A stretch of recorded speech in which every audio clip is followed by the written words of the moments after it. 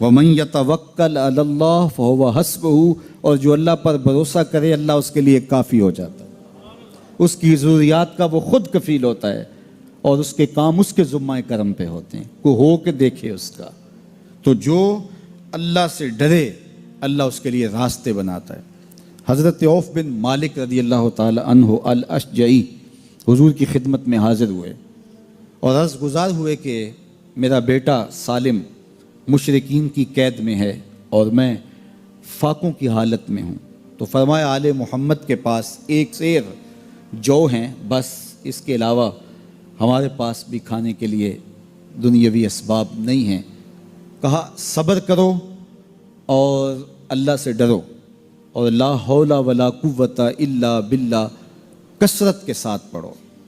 یہ ایسا وظیفہ ہے، ایک حدیث پاک میں آتا ہے کہ یہ 99 بیماریوں کا علاج ہے، اس میں سب سے کم درجے کی بیماری ہم اور غم ہے۔ یہ دکھوں کا مداوع ہے، مشکلات کا علاج ہے، اور یہ وظیفہ میرے حضور نے بتایا۔ حضرت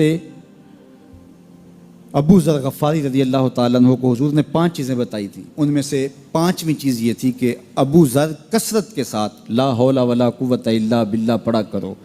فرمایا عرش الہی کے نیچے ایک خاص خزانہ ہے، یہ وظیفہ وہاں سے آیا ہے۔ یہ زندگی میں معمول بنا لو، جب پھنس جاؤ مشکلات میں آ جاؤ تو لا حول ولا قوت الا باللہ پڑھو، اللہ راستے کھولے گا۔ تو حضور نے 3 چیزیں فرمائی، اللہ سے ڈرو، صبر کرو اور کثرت کے ساتھ لا حول ولا قوت الا باللہ پڑھو۔ وہ فرماتے ہیں کہ میں یہ عمل شروع کیا، ابھی گھر میں بیٹھا ہی تھا کہ دروازے پہ دستک ہوئی، تو میں اٹھا کہ دروازہ کھولوں دیکھوں کہ کون ہے۔ تو دروازہ کھولا، دیکھا میرا بیٹا کھڑا ہے اور اس کے پیچھے 100 اونٹ کھڑے ہیں۔ تو میں نے کہا کہ تم اور یہ اونٹ؟ کہا مجھے موقع لگ گیا، میں ان کی قید سے بھاگ آیا اور آتے آتے ان کے 100 اونٹ بھی ہانک لایا ہوں۔ وَيَرْزُقْهُ مِنْ حَيْثُ لَا يَحْتَسِبُ، وہ تمہیں وہاں سے رزق دے گا جہاں سے تمہیں گمان بھی نہیں۔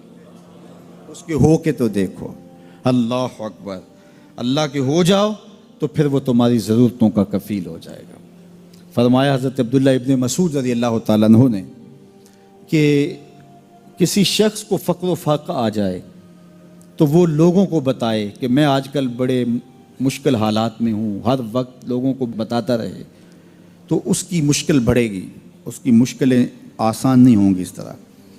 اور اگر وہ اپنی اس مشکل کو کسی سے شیئر نہ کرے بلکہ مصلی بچھا کے اپنے رب سے کہے کہ مالک فقر و فاقہ آ گیا ہے اور اس کا علاج تیرے پاس ہے، اس مرض کا مداوع تیرے پاس ہے۔ تو حضرت عبداللہ ابن مسعود فرماتے ہیں کہ رسول کریم نے فرمایا جلد یا بدیر اللہ اس کو مالا مال فرما دے گا۔ یہ بھی کبھی کر کے دیکھو، مشکل آ جائے، فاقہ آ جائے، مصیبت آ جائے، کسی سے نہ کہو، صرف اپنے رب سے کہو، پھر دیکھنا اس کی کرم نوازیوں کا می کیسے برستا ہے۔ فرمایا اللہ پر بھروسہ کرنے کا جو حق ہے اگر وہ تم ادا کر دو، وہ تمہیں ایسے رزق عطا کرے جیسے پرندوں کو عطا کرتا۔ ہم تو دکان پہ جانا ہوتا ہے، فیکٹری میں جانا ہوتا ہے، ہم اپنے کاروبار پہ جانا ہوتا ہے، نوکری پہ جانا ہوتا ہے، مزدوری پہ جانا ہوتا ہے، ہمیں پتہ ہے کہاں آج صبح جانا ہے، لیکن پرندوں کو کوئی پتہ نہیں ہوتا کہاں جانا ہے، راس المال بھی نہیں ہوتا، لیکن صبح نکلتے ہیں، شام کو کبھی بھی خالی پیٹ نہیں آئے۔ بن توکل پنچھی اڑ دے، خرچ نہ پلے زیرا ہو۔ گھر سے خالی پیٹ نکلتے ہیں، جب واپس آتے ہیں تو پیٹ بھرے ہوئے ہوتے ہیں، اور پھر جو ان کی ضرورت ہوتی ہے اللہ وہ ساری ضرورتیں پوری کرتا ہے، جو ضرورت ان کی ہوتی ہے۔ یہ شیر کتنا گوشت کھاتا ہے اللہ روز اسے دیتا ہے۔ یہ ہنس روزانہ سچے موتی کھاتے ہیں، اور آپ مارکیٹ میں لینے جائیں لاکھوں روپے لگا کے تولے ماشے کے حساب سے آپ خریدتے ہیں، پھر بھی آپ کو یقین نہیں ہوتا کہ یہ سچے ہیں یا 2 نمبر ہیں۔ اور ہنس دنیا پہ کروڑوں جانور پائے جاتے ہیں، روز کھاتے ہیں، صبح بھی، شام بھی، دوپہر بھی، پیٹ بھر کے کھاتے ہیں، اللہ روز انہیں عطا کر۔ کہا اس پہ بھروسہ تو کر کے دیکھو، وہ تمہاری ضرورتوں کا کفیل ہوگا۔ اس پہ بھروسہ کرو گے وہ تمہیں وہاں سے دے گا جہاں تجھے گمان بھی نہیں ہوگا۔ ارشاد فرمایا جو اللہ سے ڈرے اللہ اس کے لیے راستے کھول دیتا ہے، اور اللہ اس کو وہاں سے دیتا ہے جہاں سے اسے گمان بھی نہیں ہوتا۔ حضور نبی رحمت صلی اللہ علیہ وسلم نے ارشاد فرمایا 4 اشخاص ایسے ہیں جن کو جنت میں جانے سے کوئی چیز نہیں روک سکتی، اور فرمایا اگر لوگوں کے سست پڑ جانے کا اندیشہ نہ ہو تو اے عمر میں تجھ کو کہوں کہ یہ بات گلی اور بازاروں میں لوگوں کو بتا دو۔ اور پھر حضور نے ان 4 اشخاص کا تذکرہ کیا۔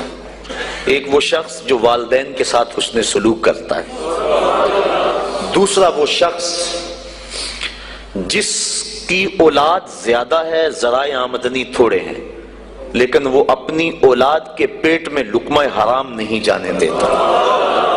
جب ذرائع آمدنی زیادہ ہوں اور پھر حرام سے بچنا یہ بھی بہت بڑی سعادت ہے، لیکن جب ذرائع آمدنی بھی تھوڑے ہوں اور اولاد بھی زیادہ ہو تو پھر حرام سے بچنا یہ بڑا مشکل اور آزمائش کا مرحلہ ہوتا ہے۔ تو جو اس موقع میں رزق حرام سے بچا، قیامت کے دن حضور کے فرمان کے مطابق جنت میں جانے سے اسے کوئی شے نہیں روک سکتا۔ اور ہم صحابہ کی زندگیاں دیکھتے ہیں، فجر کی نماز ہوتی ہے، ایک صحابی جلدی سے اٹھ کے چلے جاتے ہیں۔ ایک دن آقا کریم نے پوچھا کہ ابو درداء کیا بات ہے؟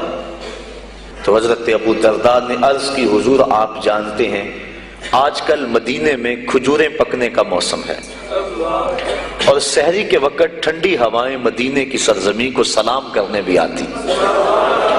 میرے ہمسائے کے صحن میں ایک اونچا لمبا درخت ہے کھجور کا جس کا جھکاؤ میرے گھر کی سمت ہے، اور جب ہوا چلتی ہے تو اس سے کھجوریں ٹوٹ کے میرے ویڑے میں گر پڑتی ہیں۔ میں جلدی جلدی اس لیے چلا جاتا ہوں کہ بچوں کے اٹھنے سے قبل وہ کھجوریں اٹھا کے ان کے گھر میں پھینک دو، کہیں ایسا نہ ہو کہ میرا بچہ کوئی کھجور اٹھا کے اپنے منہ میں ڈال لے۔ یہ صحابہ کا مزاج۔ اور ہماری سڑک سے گنے کی ٹرالی گزر کر تو دیکھیں، ہم بچے کو شاباش دیتے ہیں کہ بڑا دلیر نکلا ہے۔ جس کو آج آپ حوصلہ افزائی کر رہے ہیں کل بڑا ہو کے ڈاکو بنے گا، کل بڑا ہو کے راہزن اور لٹیرا بنے گا۔ اولاد کی تربیت کے باب میں یہ بات ہے کہ اگر وہ گناہ کا ارتکاب بچپن میں بھی کرتے ہیں تو ان کی وہاں حوصلہ شکنی کی جائے تاکہ ان کے دل میں گناہ سے نفرت پیدا ہو جائے۔ تو حضرت ابو درداء نے عرض کی حضور میں اس لیے جلدی چلا جاتا ہوں کہ ہمسائے کے گھر سے جو کھجور کا درخت ہماری سمت جھکا ہوا ہے اس کی کھجوریں جو گرتی ہیں میں ان کو اٹھا کے ان کے صحن میں پھینک دوں تاکہ کہ میرا بچہ وہ کھجور اپنے اندر نہ لے لے۔ اور آپ جانتے ہیں کہ حضرت امام حسین رضی اللہ تعالیٰ عنہ مسجد نبوی میں آئے، صدقے کی کھجوروں کا ڈھیر لگا ہوا تھا، بچے تھے، ایک کھجور اٹھا کے انہوں نے اپنے منہ میں ڈال لی۔ تو آقا کریم صلی اللہ علیہ وسلم تیزی سے آگے بڑھے اور ان کے حلق میں انگلی ڈال کر حضور نے کہا کہ اس کو نکالو باہر اور اندر سے کھجور باہر نکلوا دیں۔ میں اور آپ اپنے رزق پر اگر غور کر لیں اور اپنے رزق کی حلت کا سامان کر لیں تو عبادت کی لذت نصیب ہو جائے۔ تیسرا وہ شخص کہ جس نے ایسی سچی توبہ کی کہ دوبارہ گناہ کی طرف جانا اتنا مشکل ہے جس طرح تھن سے نکلا ہوا دودھ دوبارہ اندر نہیں جا سکتا۔ اور چوتھی وہ عورت جس نے اپنی ساری محبتیں اپنے خامد پہ نچھاور کر دی اور اس حال میں مری کہ اس کا خامد اس پہ راضی تھا، اس کو جنت میں جانے سے کوئی چیز نہیں روک